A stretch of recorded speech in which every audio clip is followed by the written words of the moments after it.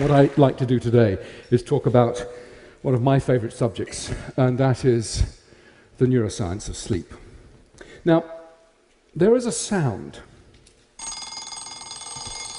It worked. a sound that is desperately familiar to most of us, and of course it's the sound of the alarm clock. And what that truly ghastly, awful sound does is stop the single most important behavioral experience that we have, and that's sleep.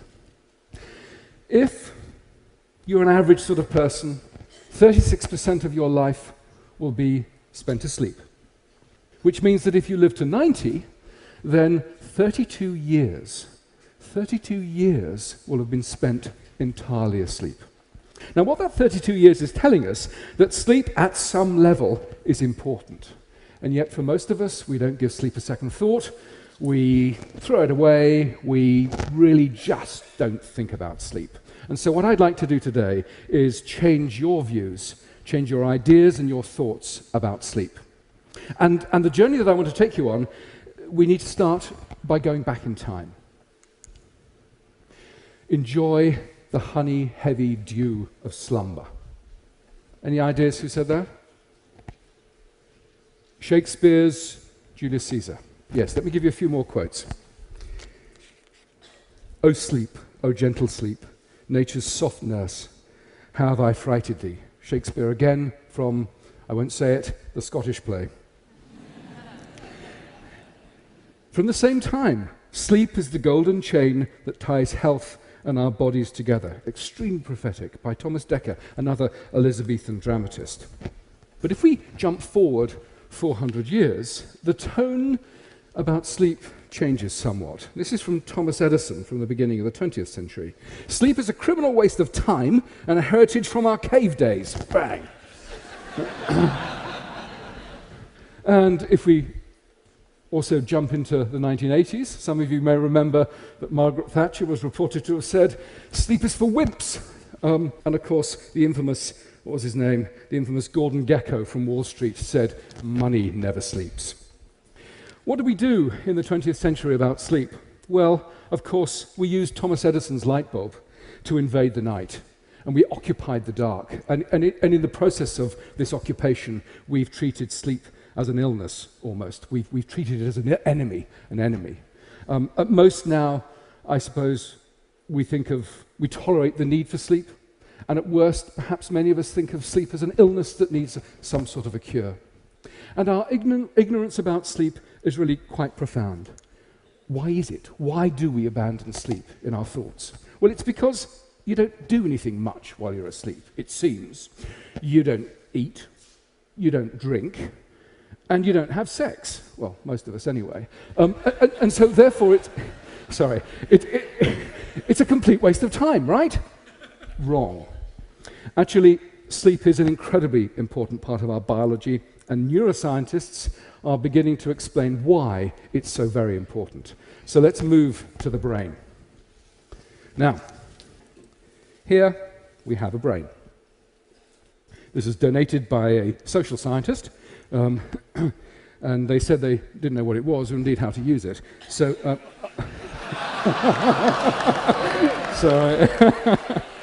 so I borrowed it. I don't think they noticed. Okay. The point I'm trying to make is that when you're asleep, this thing doesn't shut down. In fact, some areas of the brain are actually more active during the sleep state than during the wake state. The other thing that's really important about sleep is that it doesn't arise from a single structure within the brain, but is to some extent a network property. And if we flip the brain on its back, I love this little bit of spinal cord here, this bit here is the hypothalamus. And right under there is a whole raft of interesting structures, not least the biological clock. The biological clock tells us when it's good to be up, when it's good to be asleep. And what that structure does is interact with a whole raft of other areas within the hypothalamus, the lateral hypothalamus, the ventrolateral preoptic nuclei. All of those combine, and they send projections down to the brainstem here. The brainstem then projects forward and bathes the cortex, this wonderfully wrinkly bit over here, with neurotransmitters that keep us awake and essentially provide us with our consciousness. So sleep arises from a whole raft of different interactions within the brain. And essentially, sleep is turned on and off as a result of a range of interactions in here. Okay, so where have we got to? We've said that sleep is complicated, and it takes 32 years of our life. But what I haven't explained is what sleep is about. So why do we sleep? And it won't surprise any of you that, of course, as scientists, we don't have a consensus. There are dozens of different ideas about why we sleep. And I'm going to outline 3 of those. The first is sort of the restoration idea, and it's somewhat intuitive. Essentially, all the stuff we've burnt up during the day, we restore, we replace, we rebuild during the night. And indeed, as an explanation, it goes back to Aristotle. So that's what, 2,300 years ago. It's gone in and out of fashion. It's fashionable at the moment because what's been shown is that within the brain, a whole raft of genes have been shown to be turned on only during sleep. And those genes are associated with restoration and metabolic pathways. So there's good evidence for the whole restoration hypothesis. What about energy conservation? Again, perhaps intuitive. You essentially sleep to save calories. Now, when you do the sums, though, it doesn't really pan out. If you compare an individual who has slept at night or stayed awake and hasn't moved very much, the energy saving of sleeping is about 110 calories a night. Now, that's the equivalent of a hot dog bun. Now, I would say that a hot dog bun is kind of a meager return for such a complicated and demanding behavior as sleep. So I'm less convinced by the energy conservation idea. But the third idea I'm quite attracted to, which is brain processing and memory consolidation. What we know is that if after you've tried to learn a task and you sleep-deprive individuals, the ability to learn that task is smashed. It's really hugely attenuated. So sleep and memory consolidation is also very important. However, it's not just the laying down of memory and recalling it. What's turned out to be really exciting is that our ability to come up with novel solutions to complex problems is hugely enhanced by a night of sleep. In fact, it's been estimated to give us a 3-fold advantage. Sleeping at night enhances our creativity. And what seems to be going on is that in the brain, those neural connections that are important, those synaptic connections that are important, are linked and strengthened, while those that are less important tend to sort of fade away and be less important. Okay, so we've had 3 explanations for why we might sleep. And I think the important thing to realize is that the details will vary, and it's probably we sleep for multiple different reasons. But sleep is not an indulgence. It's not some sort of thing that we can take on board rather casually.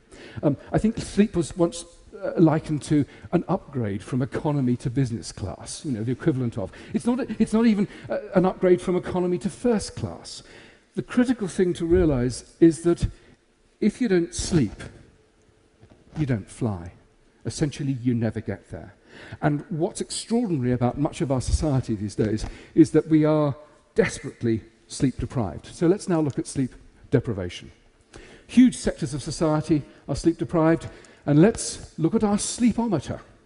So in the 1950s, good data suggests that most of us were getting around about 8 hours of sleep a night. Nowadays, we sleep 1.5 to 2 hours less every night. So we're in the sort of 6.5 hours every night league.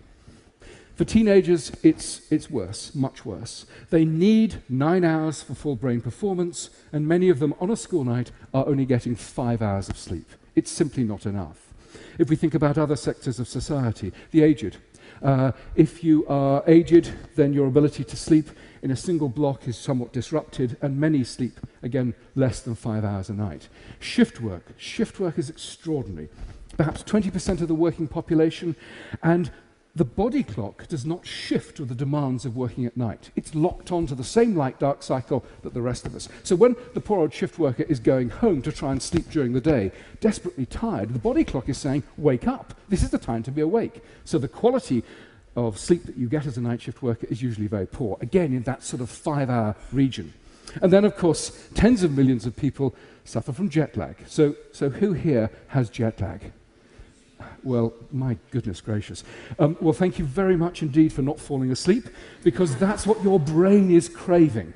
One of the things that the brain does is indulge in microsleeps, this involuntary falling asleep, and you have essentially no control over it. Now, microsleeps can be sort of somewhat embarrassing, but they can also be deadly. It's been estimated that 31% of drivers will fall asleep at the wheel at least once in their life. And in the US, the statistics are pretty good. 100,000 accidents on the freeway have been associated with tiredness, loss of vigilance, and falling asleep. 100,000 a year is extraordinary.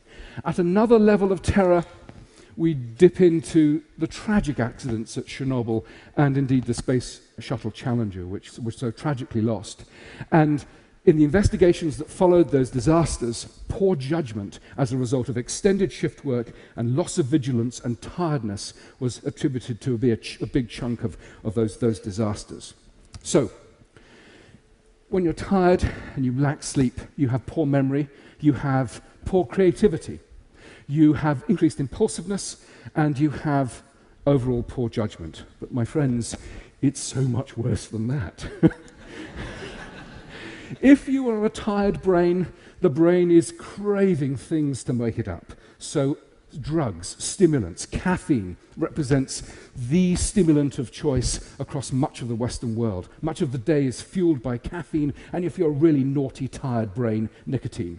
And of course, you're fueling the waking state with these stimulants, and then of course it gets to 11 o'clock at night, and the brain says to itself, well actually I need to be asleep fairly shortly. What do we do about that when I'm feeling completely wired? Well, of course you then resort to alcohol. Now alcohol, short term, once or twice to use to mildly sedate you, can be very useful. It can actually ease the sleep transition. But what you must be so aware of is that alcohol doesn't provide sleep, a biological mimic for sleep. It sedates you. So it actually harms some of those neural processing that's going on during memory consolidation and memory recall. So it's a short-term acute measure, but for goodness sake, don't become addicted to alcohol as a way of getting to sleep every night. Another connection between loss of sleep is weight gain. If you sleep around about 5 hours of less every night, then you have a 50% likelihood of being obese. What's the connection here? Well, sleep loss seems to give rise to the release of the hormone ghrelin, the hunger hormone. Ghrelin is released, it gets to the brain says, I need carbohydrates. And what it does is seek out carbohydrates, and particularly sugars. So there's our link between tiredness and the metabolic predisposition for weight gain. Stress. Tired people are massively stressed. And one of the things of stress, of course, is loss of memory, which is what I'm sort of just then had a little lapse of. But stress is so much more. So if you're acutely stressed, not a great problem, but it's sustained stress associated with sleep loss that's the problem. So sustained stress leads to suppressed immunity. And so tired people tend to have higher rates of overall infection, and there's some very good studies showing that shift workers, for example, have higher rates of cancer. Increased levels of stress throw glucose into the circulation. Glucose becomes a dominant part of the vasculature and essentially become glucose intolerant, therefore diabetes too. Stress increases cardiovascular disease as a result of raising blood pressure. So there's a whole raft of things associated with sleep loss that are more than just a mildly impaired brain, which is where I think most people think that sleep loss resides. So at this point in the talk, this is a nice time to think, well, do you think on the whole I'm getting enough sleep? So quick show of hands. Who feels that they're getting enough sleep here? Oh, well, that's pretty impressive. Good, we'll talk more about that later, about what your tips. So most of us, of course, ask the question, well, how do I know whether I'm getting enough sleep? Well, it's not rocket science. If you need an alarm clock to get you out of bed in the morning, if you are taking a long time to get up, if you need lots of stimulants, if you're grumpy, if you're irritable, if you're told by your work colleagues that you're looking tired and irritable, chances are you are sleep deprived. Listen to them. Listen to yourself. What do you do? Well, and this is slightly offensive, sleep for dummies. Make your bedroom a haven for sleep. The first critical thing is make it as dark as you possibly can, and also make it slightly cool. Very important. Actually, reduce your amount of light exposure at least half an hour before you go to bed. Light increases levels of alertness and will delay sleep. What's the last thing that most of us do before we go to bed? We stand in a massively lit bathroom, we're looking into the mirror, cleaning our teeth. It's the worst thing we could possibly do before we went to sleep. Turn off those mobile phones, turn off those computers, turn off all of those things that are also going to excite the brain. Try not to drink caffeine too late in the day. Ideally, not after lunch. Now, we said about reducing light exposure before you go to bed, but light exposure in the morning is very good at setting the biological clock to the light-dark cycle, so seek out morning light. Basically, listen to yourself. Wind down. Do those sorts of things that you know are going to ease you off into the honey-heavy dew of slumber. Okay, that's some facts. What about some myths? Teenagers are lazy. No. Poor things. They have a biological predisposition to go to bed late and get up late, so give them a break. We need 8 hours of sleep a night. That's an average. Some people need more, some people need less. And what you need to do is listen to your body. Do you need that much or do you need more? That's simple as that. Old people need less sleep. Not true. The sleep demands of the aged do not go down. Essentially, sleep fragments and becomes less robust, but sleep requirements do not go down. And the fourth myth is early to bed, early to rise makes a man healthy, wealthy, and wise. Well, that's wrong at so many different levels. There is no evidence that getting up early and going to bed early gives you more wealth at all. There's no difference in socioeconomic status. In my experience, the only difference between morning people and evening people is that those people that get up in the morning early are just horribly smug.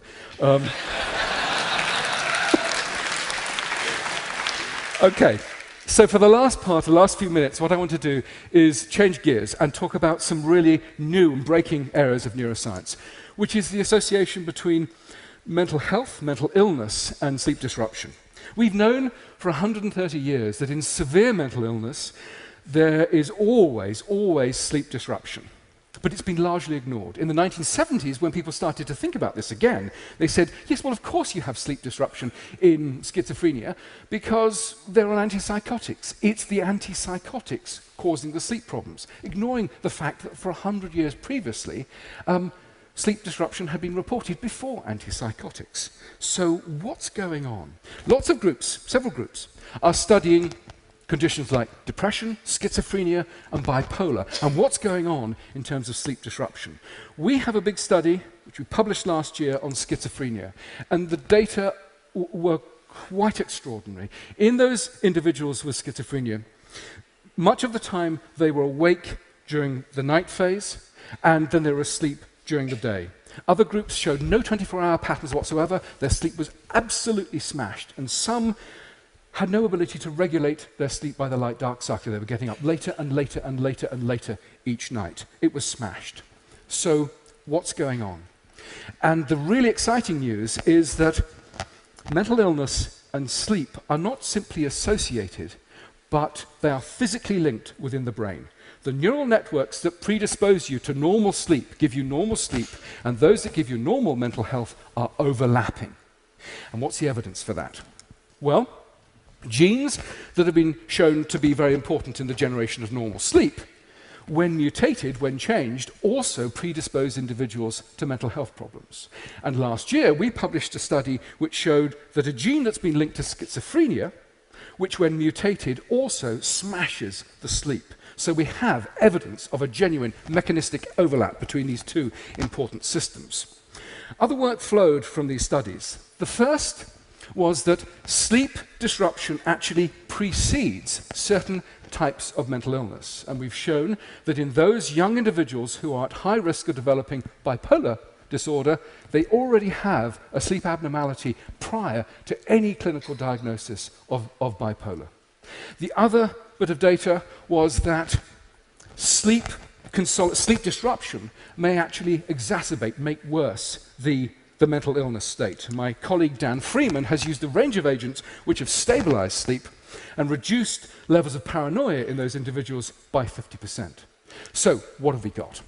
We've got, in these connections, some really exciting things.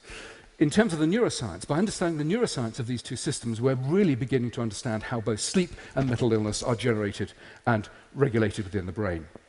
The second area is that if we can use sleep and sleep disruption as an early warning signal, then we have the chance of going in. If we know that these individuals are vulnerable, early intervention then becomes possible. And the third, which I think is the most exciting, is that we can think of the sleep centers within the brain as a new therapeutic target. Stabilize sleep in those individuals who are vulnerable. We can certainly make them healthier, but also alleviate some of the appalling symptoms of mental illness. So let me just finish. What I started by saying is, take sleep seriously. Our attitudes towards sleep are so very different from a pre-industrial age, when we were almost wrapped in a duvet. We used to understand intuitively the importance of sleep. And this isn't some sort of crystal-waving nonsense. This is a pragmatic response to good health. If you have good sleep, it increases your concentration, attention, decision-making, creativity, social skills, health. If you get sleep, it reduces your mood changes, your stress, your levels of anger, your impulsivity, and your tendency to drink and take drugs. And we finished by saying that an understanding of the neuroscience of sleep is really informing the way we think about some of the causes of mental illness, and indeed is providing us new ways to treat these incredibly debilitating conditions. Jim Butcher, the fantasy writer, said, "Sleep is God, go worship." And I can only recommend that you do the same. Thank you for your attention.